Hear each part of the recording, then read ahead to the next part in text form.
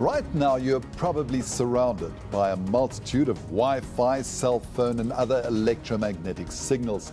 It's a new era of communication, but is it leaving some sensitive people with a range of medical problems? Claire Mawisa has the story. It's now 12 years since the last night that I was able to sleep next to my wife. Alvain and Audrey Livies from Somerset West cannot live a normal life because he is severely affected by electromagnetic radiation emitted by cell phone towers, Wi-Fi and mobile devices. For 4 years I lived on farms or rural areas where there's no radiation, away from my family, and it's now been 6 years that I'm sleeping in my car every night. I'm driving all the way to Cape Point, close to Smitswinkel, and where I sleep there next to the side of the road. This is the only way Alvain can escape the severe effects that especially cell phone towers and Wi-Fi have on him. The symptoms that Alvain experienced would range anything from ringing in the ears, nausea, disorientation in a big way. Then he would get the tremendous headaches to such an extent that he would go and stick his head into a bucket of ice water. And then, of course, in extreme cases, he would get a total blackout. Alvain Livies suffers from a condition commonly known as EHS, or electromagnetic hypersensitivity, and it's a growing phenomenon the world over. Elsa Retief also suffers from EHS, and it has all but ruined her life. Elsa now spends most of her days in a space of 2 by 1 meters under a net lined with silver. It shields her from some radiation, but she still experiences constant pain, dizziness, and feels disorientated. When we visited her, she came out for a short period of time to talk to us. So how much time do you spend in your cage? I spend about 20 hours a day in my 2 square meter cage. It's affected every aspect of my life. I never see my friends anymore. Most of my family think that I'm just telling tall tale stories because no one else recognizes it. I never really see people anymore. I used to have a company. I've lost my company, I've lost my car, I've lost my house. Her debilitating symptoms started 2 years ago, and she is not alone. Increasingly, severe reactions to electromagnetic frequencies are being reported globally. New kinds of wireless technologies and devices have resulted in massive amounts of high and low frequency radiation everywhere in the environment. It is also known as electrosmog, and about 5 to 7% of the population is extraordinarily sensitive to it. Because symptoms vary from person to person and may be non-specific, many sufferers have experienced ridicule, not only from their friends and family, but also from medical practitioners. The medical world in South Africa, unfortunately, has not woken up to the crisis really yet, and they make it out as something psychological. Dr. Hema Kalan is a general practitioner who has done a lot of research on EHS and electromagnetic radiation. The reason it's not commonly recognized in the medical fraternity is that because we don't learn about it in medical schools, we don't learn about it at medical conferences, there isn't a physical test where we can do to prove that our patient has EHS. It is further difficult to diagnose it because the symptoms are very wide-ranging. However, thousands of South Africans claim a link between their illnesses and electromagnetic radiation.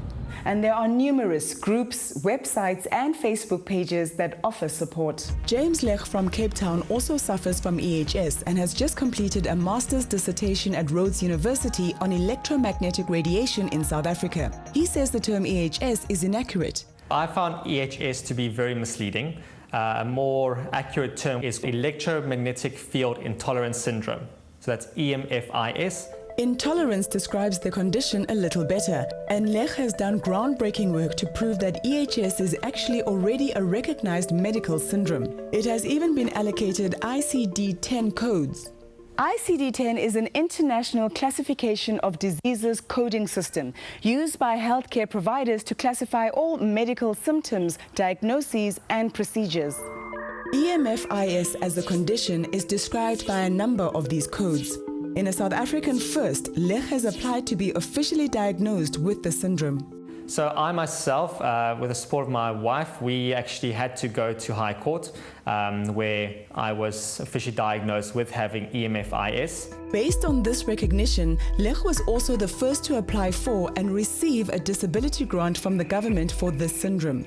This is some vindication for EHS sufferers who were not taken seriously in the past. So, if EHS is real, not only people with the syndrome should be concerned about radiation levels. All of us are subjected to it, and it could be harmful even if we cannot detect it like EHS sufferers can. Every living organism on this planet is electrochemical in nature, and we know that the electromagnetic fields interfere with human fields. A small percentage of the population pick this interference up, and because they are intolerant to it, they then display EHS symptoms. And the interference of these electromagnetic fields is far from benign. There is overwhelming evidence that these electromagnetic fields are harmful to humans. We know that electromagnetic fields cause oxidative stress, and oxidative stress causes mitochondrial dysfunctions and DNA damage. And when you damage your DNA, you can have a whole array of symptoms, ranging from autoimmune conditions, cancers, mood disorders. Electromagnetic fields are definitely harmful to human beings, and people who have EHS are not crazy. Internationally, where EMFIS is recognized, there are also various regulations monitoring the intensity of the radiation with a view to protecting vulnerable groups like children or pregnant women against overexposure. In South Africa, unfortunately, there's not a single national standard for EMF radiation exposure. So there's no monitoring, there's no protection regulation, nothing. This is rather astounding because in many other countries, Wi-Fi is considered potentially so harmful that it has been banned from all schools. Dr. Kalan further says that the rapidly increasing flood of EHS sufferers worldwide should serve as a wake-up call to us all. We need to understand that these patients that are suffering from EHS are the canaries in the coal mine, because they are warning us of what is happening and what we are doing to ourselves. There is no long-term study to prove the safety of Wi-Fi. We are experimenting on our population at the moment. A child's developing brain only stops developing at the age of 23, yet we're exposing the children with Wi-Fi at home, at school, cell phone towers, cell phones.